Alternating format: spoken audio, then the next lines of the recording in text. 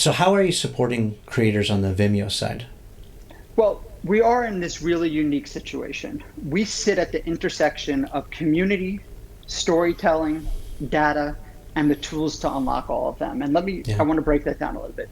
From a community standpoint, we have a community of 175 million of the most talented creators. And I use creators because it's a good way to describe anyone that's creating content with Yeah. video. Yeah. And they're doing that through telling a story. And a story Yeah. is told through the form of video that could drive their business. It could be a mission video. It could be a product video that tells why your product features are great, or it could be an amazingly artistic documentary told by a talented filmmaker. And because of this community and storytelling, we sit on an enormous amount of data, right? So we know what video works on Facebook versus YouTube. And if I'm a small business and I am a pizza place, what type of videos do I have to put on Facebook or Instagram or Twitter to work and promote my business that drives engagement? And once you know what the inspiration of great storytelling looks like, what are the videos that work and the types of videos that work from types of content to length and platforms, we have to unlock that, right? We have to make it accessible. And that's really where we sit at the center of it. Our job is to make video accessible to people who thought it was inaccessible. And we've spoken to an enormous amount of small businesses. What do they struggle with? They are on Instagram and Facebook and they scroll through the feed and they see videos there and they see it's compelling. Everyone, I think there's no doubt that video is the most engaging medium Yeah. on these platforms.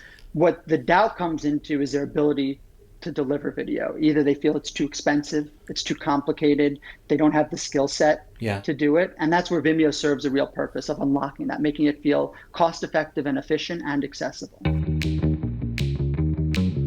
Hi, I'm Harris Beber, the Chief Marketing Officer of Vimeo, and you're watching Behind the Brand with Bryan Elliott.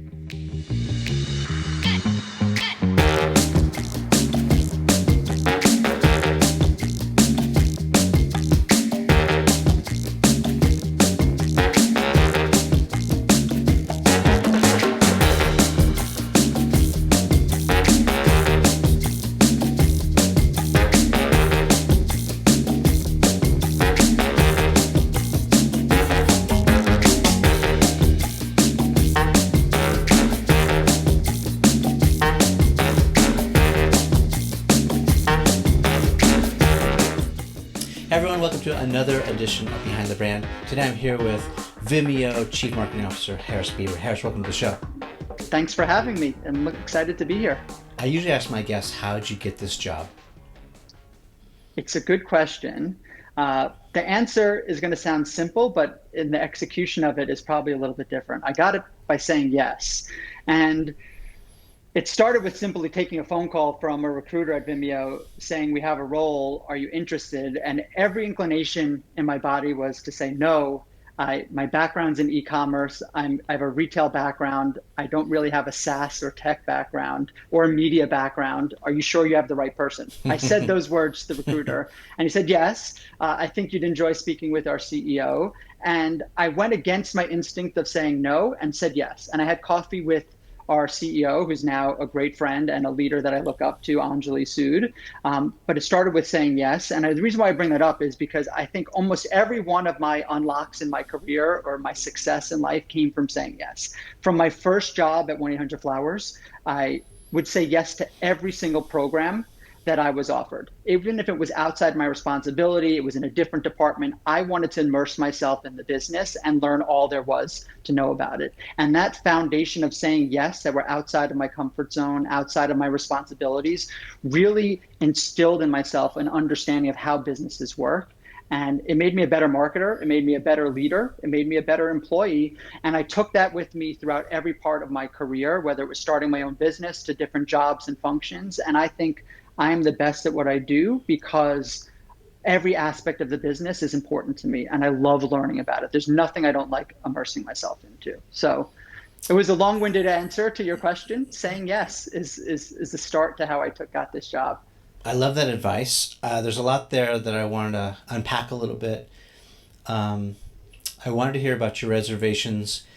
What you're sort of alluding to in a roundabout way is saying that there's sort of this imposter syndrome, or at least glimpses of it creeping in, where you say, well, I'm not a director or producer. I've never worked in the movie business. I don't maybe have all this experience, in this area or that area. What advice can you give to people who may be thinking that right now? Like, yeah, it's easy to say, yes, I would do it, but like when those honest feelings of can I do it? Yeah, will I do it? Do I want to do it? Yes, I want to, but can I pull this off? Those are two different things, right? What advice do you have about people who might be struggling with that? The answer is very few people regret doing something. Regret often comes from not doing something you wish you had. And can I you do agree. it?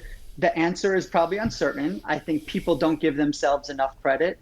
Imposter syndrome is horrible in the fact that it keeps people from doing more things, taking on new challenges, but it is a great motivator. I think if you get too comfortable in what you're great at or you think you know everything, your ambition ceases, you're pushing yourself, expanding where you head in the world kind of stops, your expansion stops. So saying yes to being to things you're uncomfortable with often leads to greatness or great learnings, right? And Mm-hmm. learnings could come in the form of success or failures. As long as you learn from it and you push yourself, that's to me where the real excitement comes from. And I say yes to things I'm uncomfortable with all the time. I doubt myself all the time.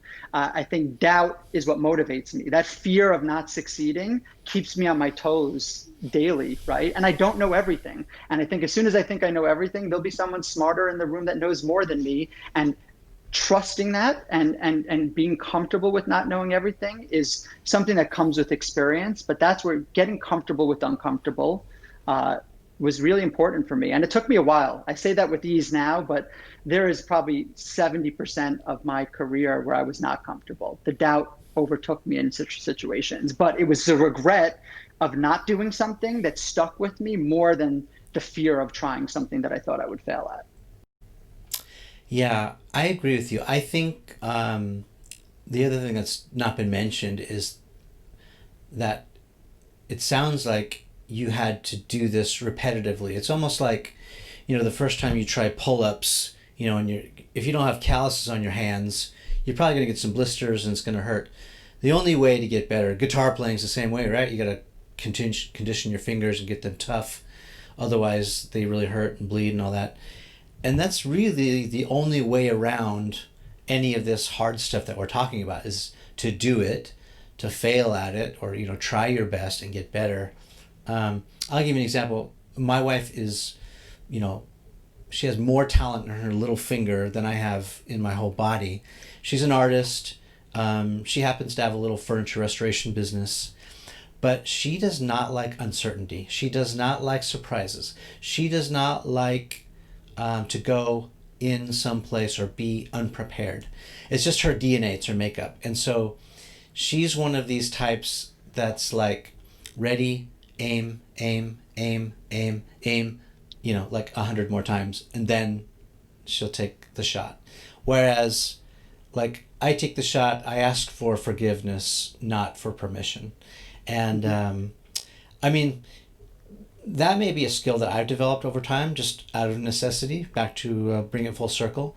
But I do agree with you. The more we do it, it's like a muscle. It can get stronger, and you really just have to work that muscle out until you get the strength to do it all the time. Yeah, I agree. I couldn't agree more. I think the best leaders I've seen are comfortable with the uncertainty.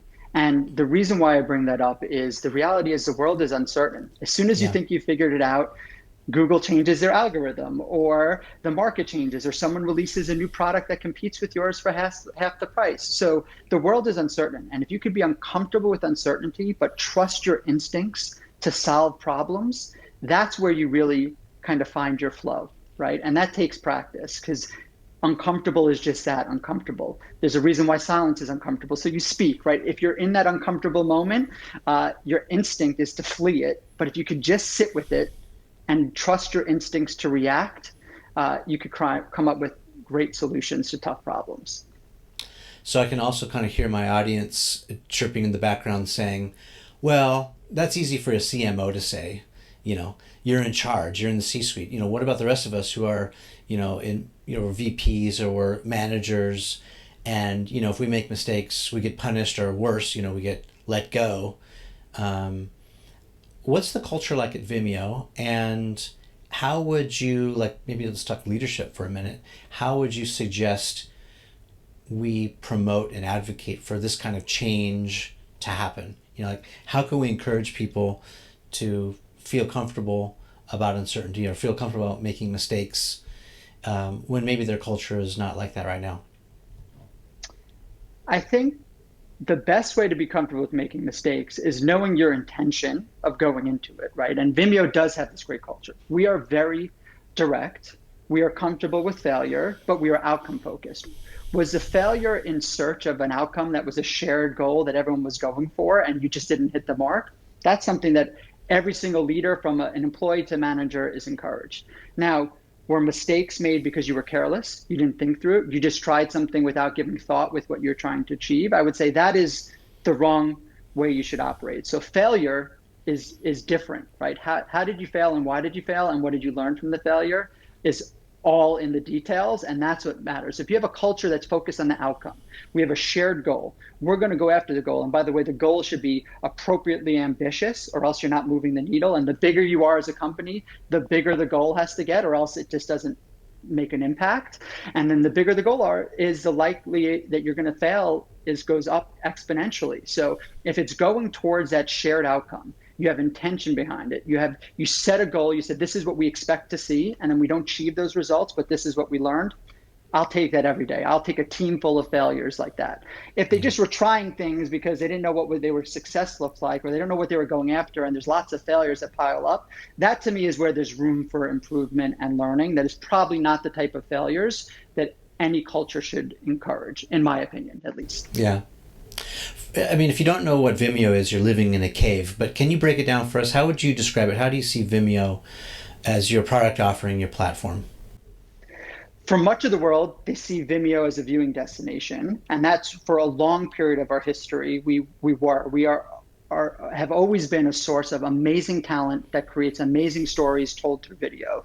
But over the last few years, we've invested so much more in our community, and we are really a platform that enables people to succeed with video. And what success looks like is different for the different users that we serve.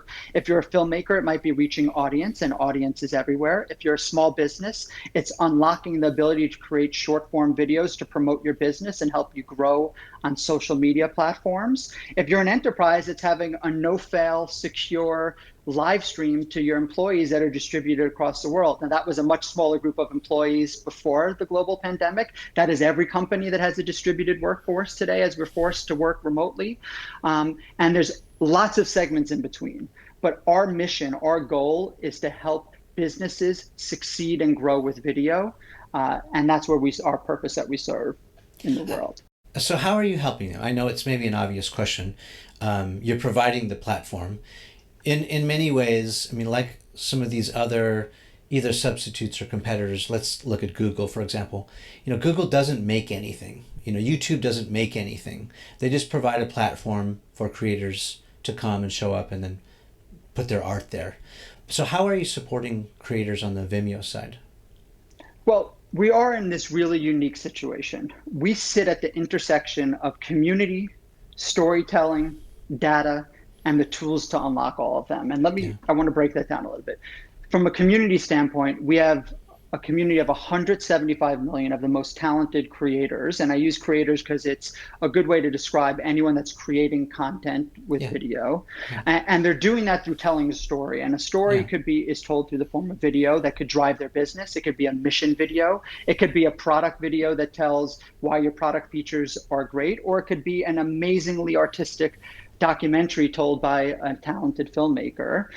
And because of this community and storytelling, we sit on an enormous amount of data, right? So we know what video works on Facebook versus YouTube. And if I'm a small business and I am a pizza place, what type of videos do I have to put on Facebook or Instagram or Twitter to work and promote my business that drives engagement? And once you know what the inspiration of great storytelling looks like, what are the videos that work and the types of videos that work, from types of content to length and platforms, We have to unlock that, right? We have to make it accessible. And that's really where we sit at the center of it. Our job is to make video accessible to people who thought it was inaccessible. And we've spoken to an enormous amount of small businesses. What do they struggle with? They are on Instagram and Facebook, and they scroll through the feed and they see videos there and they see it's compelling. Everyone, I think there's no doubt that video is the most engaging medium on these platforms. What the doubt comes into is their ability to deliver video. Either they feel it's too expensive, it's too complicated, they don't have the skill set to do it. And that's where Vimeo serves a real purpose of unlocking that, making it feel cost effective and efficient and accessible. Well, let's get more specific and tactical. What are some of the themes that you see, sort of either best practices or some specifics? What's working and what's not working? And let's frame it in a case study of a small business owner who's got a product or service and they're interested in, Instagram or Facebook, a social platform like that. So I've said this a lot to my team. Authenticity is the most important thing. At the end of the day, if you're a small business or brand, your customers are buying from you because they believe you as a business owner, they believe in your purpose as a store. If it's just a 99-cent slice of pizza in Manhattan on the corner versus across the street and it's 98 cents, that's hard to compete against when it's price only. But being able to authentically tell your story, why people should believe and buy from you. And that comes easy. That's just being you and yourself. But what's working is creating content. And that is the biggest inhibitor to what's not working. People are afraid to get started. They're afraid of it not being perfect. I don't know what I'm doing. So that fear just paralyzes them and they don't create anything. And what we're seeing is the people that are succeeding, this goes back to what we spoke about earlier. It's a muscle. They're learning, right? You're not going to get it perfect. And the great thing about social media platforms is there's a lot of content on them. Things have a really short shelf life. I think the stat on Facebook is 75% of your views happen in the first 4 days. So what you put out on Monday isn't there on Friday anymore. So just keep creating content and learn, see what resonates with your community, your customers, which by the way is going to be different for you as it is for a different company or small business. I'm curious. So you say that you are learning from your community, watching. So how are you learning? Is it because of this, proprietary Vimeo analytics? Is it because the sheer volume and you're doing all this intuitive research? Like, how are you learning and how are you getting all this data? Like, what the key learnings? The short answer, it's all of the above. It's a mix between quantitative and qualitative. Okay. So the most important thing, we have, as I mentioned, hundreds of millions of videos on our platform. People are uploading videos every day, and it's all different segments. So there's a lot of data in that. Sure.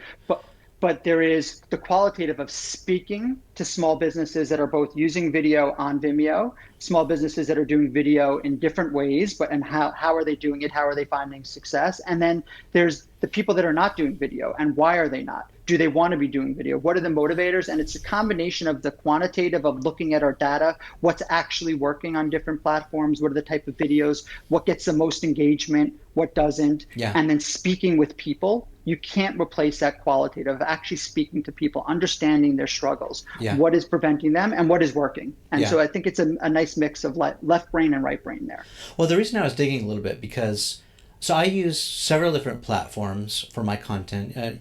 I've been a Vimeo Pro user for the last decade, and I think, it's been my go-to as a production company, as a, all the commercial work that we do and all that. And I also use YouTube.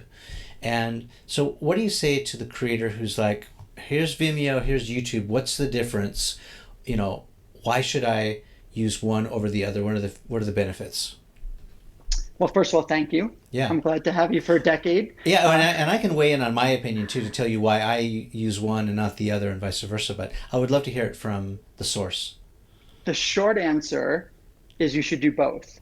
And by the way, you should be doing more than YouTube and Vimeo. And I'll give you the reason why that. And this comes true to every business, no matter the industry I've been, it is great to say, I have a website. It's beautiful. I want you to come visit my website and do everything with me where I want you to be. And I want to control every aspect of it. That's just not the way the world works. Right. And as a brand, a business, a big company, a little company, your responsibility is to meet your customers, whatever they might be, where they are, Yeah. and provide real value and need where they are. So Yeah. that Well means said. if they're consuming content on YouTube, put your videos on YouTube. If they're on Facebook, be on Facebook. Yeah. If they're on your website, be it there. Be everywhere, because your customers are everywhere and not all of them are in every place. So if you want to have engagement with your the broadest audience possible, is make sure you're meeting them where they are in their moment of need and serve real value to them in those moments. Yeah, and how about if I need to pick either or? Like if I have one or the other, if it's Coke versus Pepsi, if it's, McDonald's versus Burger King, if it's if it's YouTube versus Vimeo, like I got to choose one or the other. Like help the creators. You're talking to the creators now. Yep. What do they need to know? I get asked this question almost every day, by the way, Harris. Like, we're a brand, we're in this creative meeting.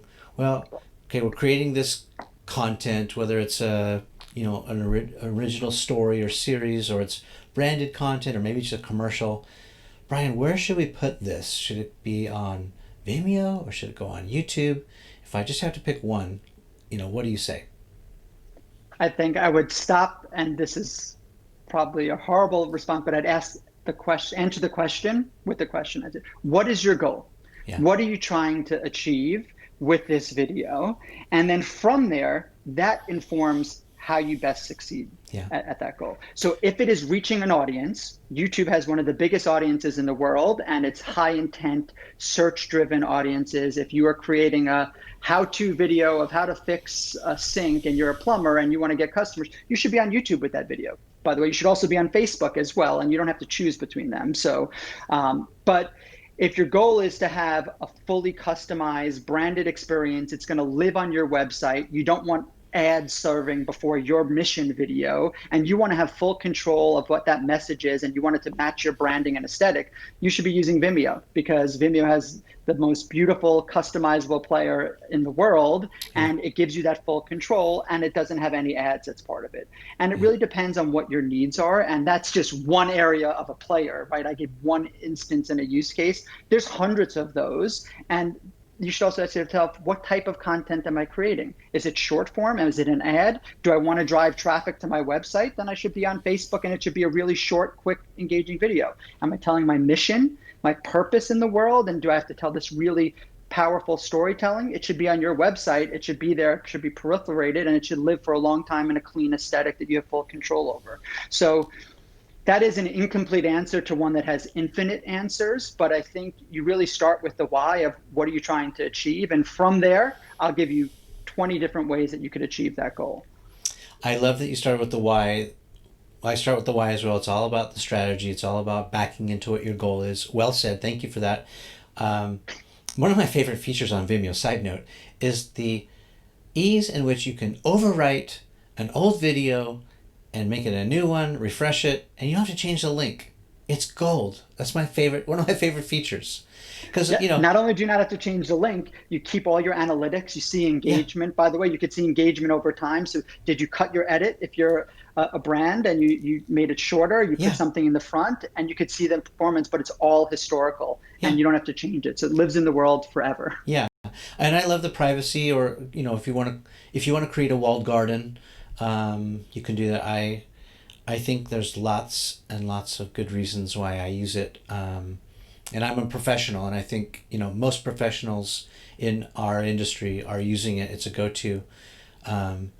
This is not meant to be a tongue bath or all that, but I'm a fan and I'm a user. So thank you. Thank you for being a fan and user. It goes to a great use case, right? You create videos.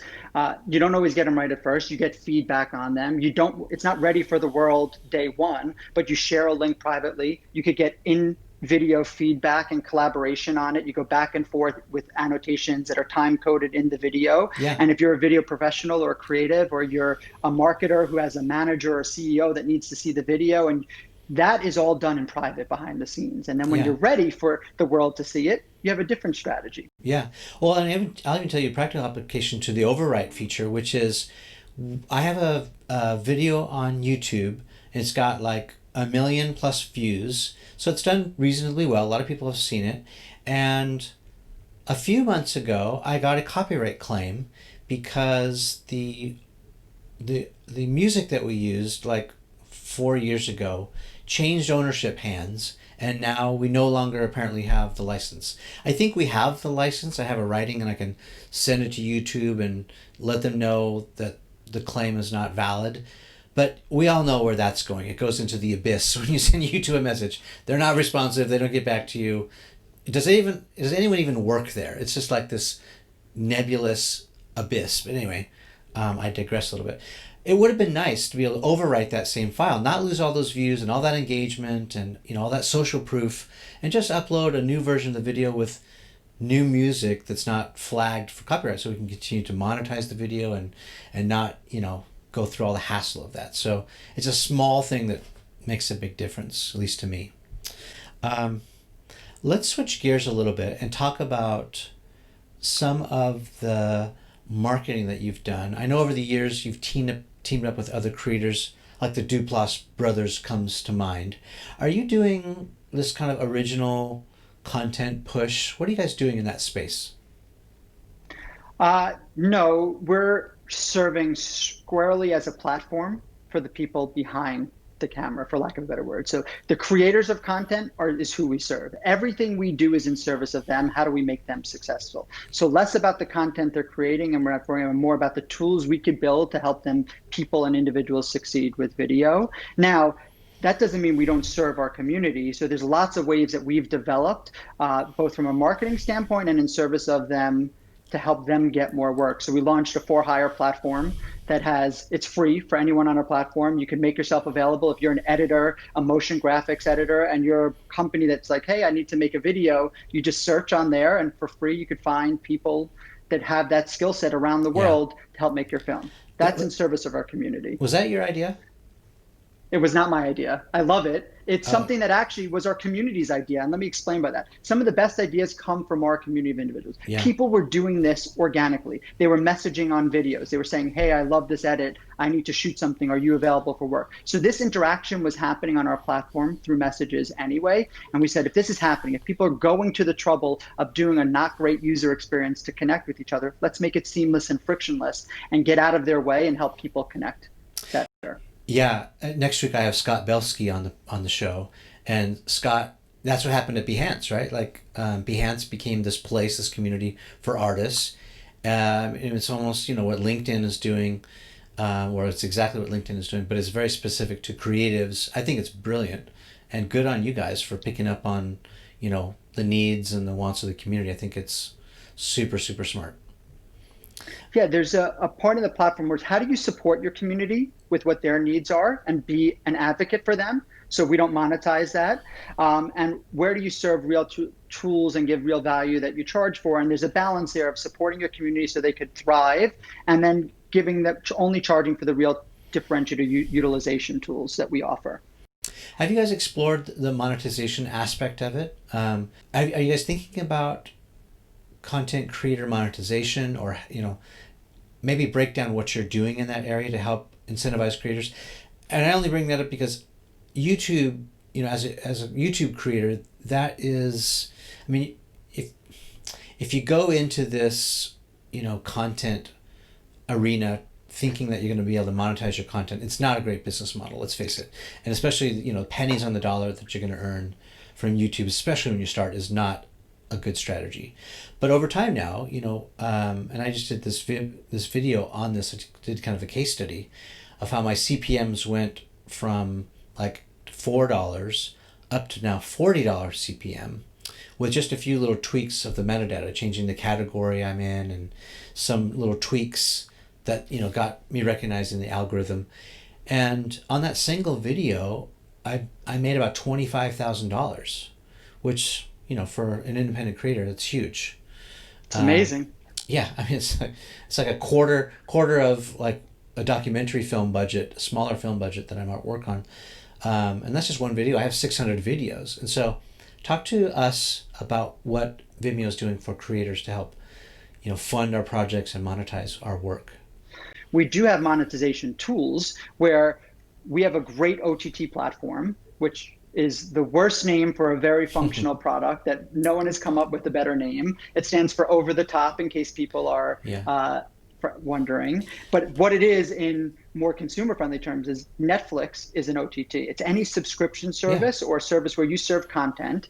And we have a back end system that lets any creator of content build their own suite of apps that works across every platform: Amazon Fire, iOS, Android, your own standalone app. And you could put all your content in there. If you are a fitness instructor and you are doing remote classes, if you're a yoga instructor, you build out your content network of classes. People pay you a subscription fee per month, and you have your own branded app. No one even knows that Vimeo is powering that. And that is one of many ways you can monetize videos. The other is enabling them to get the right video and insight and put their work out in the world to succeed on YouTube. So we have a publish to social feature, which is exceptional. You sign into your platforms, one click of a button, you publish your video natively to every platform, but all those analytics of the different platforms sit within Vimeo, and seeing what succeeds, what works, because what works, as we discussed on Facebook, is different than on YouTube, and then different engagement points, and adjusting your videos to work on the individual platforms and succeed depending on how you want to monetize them, or other ways. But we are not in the funding content game. We are in the supporting creators of content with the tools they need to be successful with the content that they create. Talk more about the apps, because I had no idea. I mean, I fancy myself a power user, and yet I think I'm only like in first gear of this, like V12 engine. Help me understand that.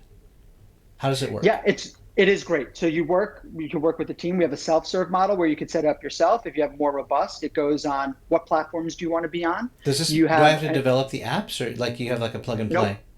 that is plug and play. You put the branding, so you have to put the creative assets you want behind the brand on it. If you want to do a series and you have all the different episodes in there, you have to create the content. We give you the technology platform to help you succeed, and we help you publish it. It gets published natively on your app account. So when you're an Apple developer, you have your Apple account, it goes on Okay. your app account. We're not publishing for you, but we make it seamless for you to launch that business. And there's everyone from a small fitness instructor to very large brands are using this, and the use cases are vast. It could be internal education. You're an educator, you're selling content and you want to monetize that, so you teach courses. Yeah. You could be a fitness instructor, as I mentioned, or you could do it an internal use case where you're doing all your onboarding for employee training and you're not monetizing it, but you're using the platform to make people comfortable engaging with the content in the ways they're used to. Everyone watches Netflix, everyone watches Amazon TV. So how do you want them consuming your content? And we create native ways for them to do that,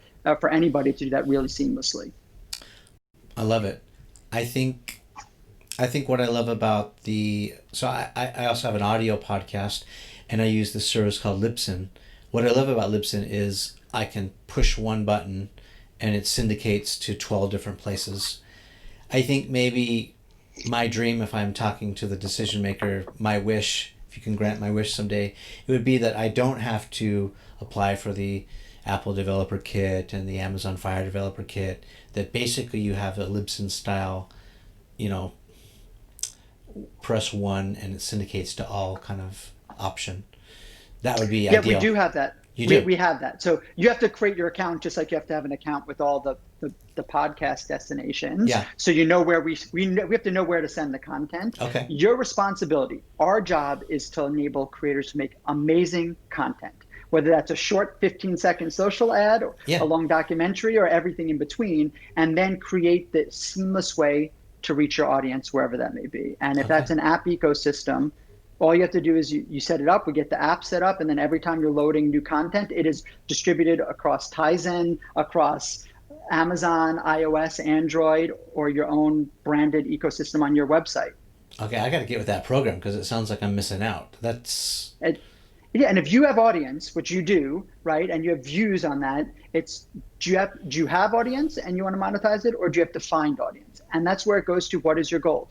YouTube is a great place for you to find audience. It's the number one search driven, aside from product search. If you go, it's one of the top 3 search engines in the world, and people are searching for content there. So if you want to create content and find audience, that's a great place to be.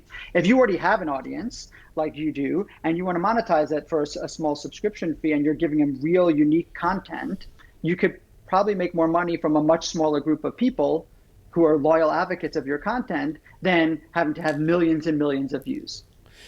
Right. And to your point, if you've got all this capability to plug into any app network, it's really also about diversifying that portfolio. You can, with your help, be in a lot more places than just one. Yeah, I have found video production editors who are exceptional at making great videos. They're not always the best app developers. So let us be the technology Yeah. platform that keeps up with platform updates and the tech and making that seamless. And let's the people that we serve do what they do great, which is making great videos. I had no idea. Thank you for letting me know. As soon as we hang up this call, I'm going to get on that. Or maybe if you know someone at Vimeo, you can help I me will out. connect you with someone. I know a few people at Vimeo. That would be nice.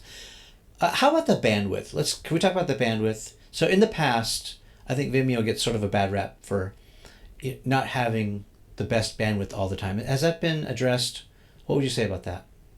Yeah, I think we're always working on that. We've Yeah. done enormous amounts of our quality of service that we always improve on. We're actually known for our quality. We were the first on the internet to have HDR. We have 4K, so we have beautiful streaming experience. It's true. There is a tough thing is the world's bandwidth is very different. So Right. is it a streaming issue or a viewing issue? And that doesn't matter. If you're a user watching a video, it's only does the video play back seamlessly, and those nuances don't very matter from a customer viewing experience, but we're always working on that. We work on our back end. Where are we serving the content from? Is it getting served internationally, and where's the viewer? And always balancing that. It is way beyond my intelligence level, but we have some of the most talented engineers in the world that's all they do.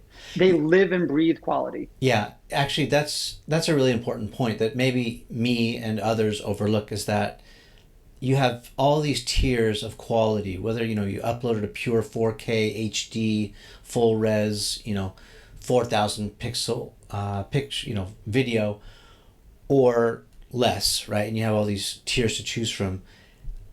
Whereas YouTube, you upload it, it crunches it immediately down to like a 400 plus pixel image. It's all blackened and saturated, and that's why they're built. They're built for that kind of wherever you are, whatever kind of wretched internet connection you have, you can likely get a video on YouTube to play.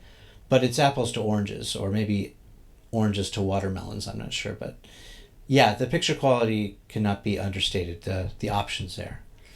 And having full control, right? Yeah, you yeah. want to be able to control that. Well, yeah, and that's what we tell our clients is don't watch it on the web. It's easier to just download whatever version you want, so you can watch you can really see what you're going to get. Play it right on your desktop or cast it to a TV. It's like you'll see what the commercial is going to look like on TV, or the show's going to look like, and that's a true representation. Not a crunch down, res down version.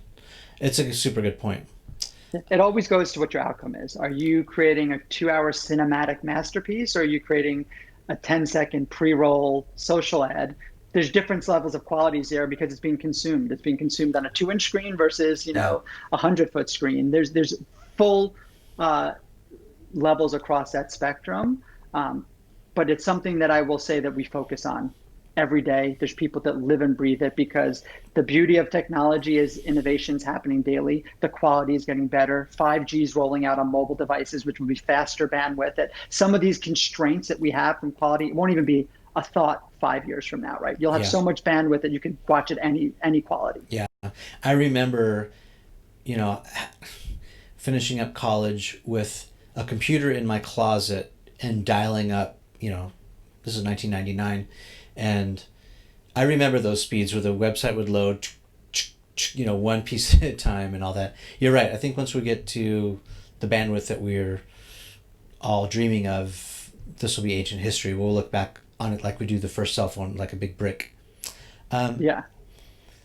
Sort of to wrap things up here, Harris, I think I sort of already know the answer to this question. I certainly have my own opinions. But for us creators who are thinking about, how do we captivate people, keep their attention, build audience, can we talk a little bit about like runtime, short form versus long form? It's a wrestle that I've had with people for a decade. When we first started, long form was not popular. and we did it anyway.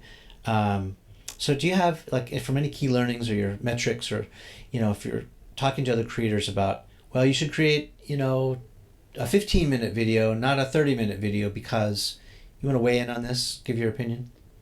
Yeah, it's going to be, it might sound like a hedge, but it is depends is really the answer. Yeah. Where are you reaching? Where are they consuming that content? Is it on the go? Is it on a social platform? Is it an Instagram story? Is it on YouTube? Is it on YouTube TV? Or what is your goal with it? And I think everyone's over indexed. The stat that everyone knows is the first 3 seconds is what matters. If you're creating short form video, you catch their attention in 3 seconds, or they've already scrolled by you or skipped your ad. So that matters. Capping the story arc on mobile is very different than long form. Yeah. But there is a place, and we've proven this in our approach to marketing.